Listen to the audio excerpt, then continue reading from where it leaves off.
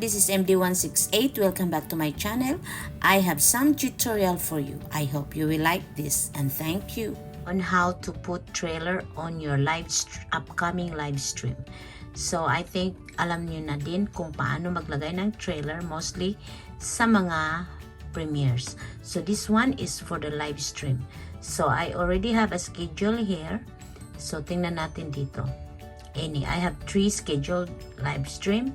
So you just have to pick one, whatever you want, and then click this pencil sign, details, and this is your scheduled live stream. May date na siya. This one, hindi ko pa pala nalagyan ng aking thumbnail. So ilagay ko uli siya. Mag-click ako ng one picture and then click open, and then scroll down. Make sure it's a no it's not made for kids, and then you can click show more, and then you can see more of the details. Or go up, and then make sure you click yes on this one. Nakalimutan ko lang i-explain. Altered content. This is a new thing on the YouTube Studio. Do any of the following, describe your content, and I saw it. This we always have to click this even on premieres. So ayan, lagyan ko din siya ng category.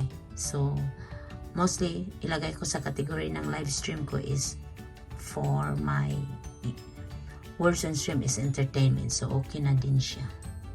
So then i-click ko lang ang save. So ayan.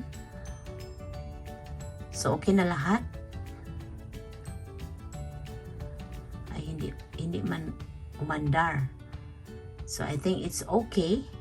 So then you see this $sign monetization, i-click natin siya. Ang lumabas ay naka-on kasi na-on ko na siya sa front page, but I wanna change it to this one. Let YouTube insert midrolls for you. It's recommended. So and make sure it's balanced. Kasi hindi pa siya na-change ko. So i-balance ko lang siya. Yan po ang tamang paglagay ng harang. So then this one guys, customization. This is the one I want you to know on how to put the trailer on your upcoming. So at least pag may trailer ka talaga, any videos, YouTube will just show the choices and whatever you want. Kasi maganda talaga pag meron, kasi it adds views sa mga ibang videos mo. So we'll click this one, and this is what you see. Live chat, check lang yan. Check, that's all. Ready to go. So then this one here, trailer. So ayan, ito ang arrow, pencil sign. I-click mo lang siya. Actually nakalagay na ako pala, but once i-click mo yung pencil sign, these are the videos that are your choices given to YouTube. But if you don't like any of this, pwede mo siyang i-search kung ano man ang mga videos mo sa loob ng mga listahan mo. And if you cannot find anything, so maghanap ka lang dito. So this is the one I want to put. So ayan, nandyan na siya. And then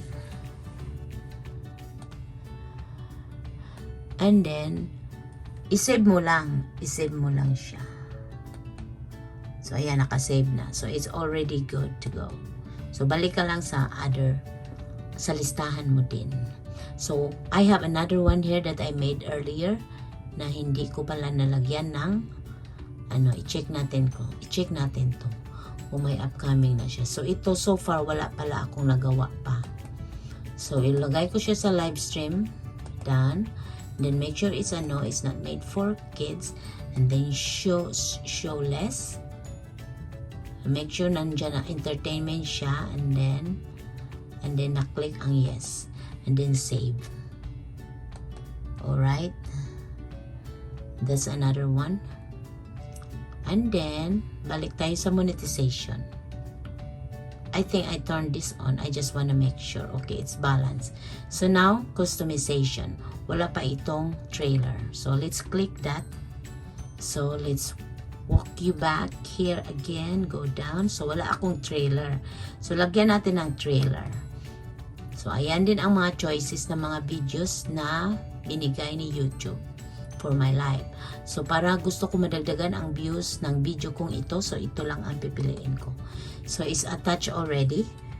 So as you can see, na-attach na siya. Ayan. O kung ayaw mo din, i-trash mo lang. O tingnan lang natin. O select. Ayaw mo yan. So once again, i-click mo lang siya uli. Ito na naman. Kung sabihin natin, mag-search tayo kung anong video ang gusto mo. Sabihin natin road. I-search mo lang. I-type mo lang so road. O ito ang mga videos na related sa aking roads na videos. So pwede maghanap ako dito. O i-click natin din yan. Just a trial. So ayan, nandyan na naman siya. So okay na siya. So i-click na naman natin ang save. Uy, I'll go back. Balik natin yan. So, I have to go back here. Yan lang sana ibalik ko. Kasi hindi lumabas ang save. So, yan. I-click lang natin ang save dito. So, nakasave na siya ang trailer mo. So, ayun guys. So, you have to go back here again and it's all ready to go. So, ayan lang po ang aking additional tip for today. At sana ay may natutunan din kayo sa aking video na ito. Ayan guys, idagdag ko na din ito sa yung hindi pa alam kung paano maglagay ng trailer sa kanilang mga premiere. I know meron din mga tutorial sa mga kaibigan natin na gumawa din ito, but at the same time, pwede din namang uulitin ko din kasi may iba din na mga beginners na na-miss din nila yun to check. So, I have it on here. So, just to freshen up para malaman din ng iba nating hindi pa din ito nagawa. So, ayan. The first one I showed you is how to put trailer on your live stream. But, this time is yung premiere. Regular videos mo at it's very nice if you put a trailer because it contributes views. Every time you click the upcomings and you wanna check, an automatic lalabas ang trailer. Usually you can do a trailer whatever is the upcoming, but for me I don't mind it. I don't mind to put salit-salitan sa mga videos para yung ibang videos din na very low ang mga views, I usually use those videos salit-salitan. So, mas maganda nga, sabi nila, na ilagay talaga ang what is related to the upcoming videos. But, hindi naman nag-complain si Whitey. So, may mga choices din naman na ibinigay. So, I'll just do what I feel like. As long as it adds up the views on my other videos. So, this is how you do it, guys. Nakaset na yung premiere mo. I have one here. And I haven't do the trailer yet. So, it's the same. It's similar to the live stream, but there's one way to do it also. So ayan, kung may kung usually mag din ako doon sa aking phone, pero most of the time i-check ko din uli sa lapi. It's very good if may laptop ka. So now I'm gonna start here. Click the pencil. And as you can see, that's what come out. And nakaset na siyang i-premiere. So, this one guys, you have to click this edit premiere. So, dito lalabas ang trailer. So, dyan lalabas ang trailer. And if you want to change the countdown, you can use the countdown theme. So, dito ang choices sa countdown theme. Now, I prefer the gentle one. Because I like it, so I use that one. I click it, save, save. So save na siya. And then the countdown length, you can pick 1 minute, 2 minutes, 3, 4, 5. But 5 minutes is too long, so I just 2 minutes. And then now I gotta go to the trailer, add trailer. So these are the choices that YouTube showed you. So just like my previous video, pwede ka dang mag-search din dito. Pero for now, to make it easy, I'll just click this one again. It might not be related to my upcoming videos, but it's okay. YouTube did not complain. So then, I already picked one. And now, I'll just have to click the save. And then, that's it. So, save it here also. So, that's it. That's all. That's all, guys, when it comes to the adding the trailers. It's so simple.